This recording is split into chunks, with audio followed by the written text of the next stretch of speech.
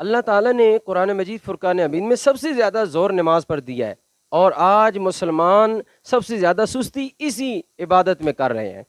خود نبی پاک علیہ الصلوۃ والسلام نے بھی نماز پر بہت زیادہ زور دیا ہے، بلکہ حضور علیہ الصلوۃ والسلام کی آخری وصیت ہی نماز کے متعلق ہے۔ حضرت مولا علی مشکل کشا کرم اللہ وجہ الکریم سے مروی ہے، حضرت انس بن مالک رضی اللہ تعالیٰ عنہ سے بھی مروی ہے کہ نبی پاک علیہ الصلوۃ والسلام کی آخری وصیت جو تھی وہ نماز کے متعلق تھی۔ آپ نے فرمایا ومن کان فی آخر وصیت رسول اللہ صلی اللہ تعالیٰ علیہ وآلہ وسلم الصلاۃ الصلاۃ وما ملکت ایمانکم۔ حضور علیہ السلام کی زندگی کی آخری وصیت، ظاہری حیات طیبہ کے آخری لمحات تھے، تو آپ کے زبان مبارک پر جو آخری جملہ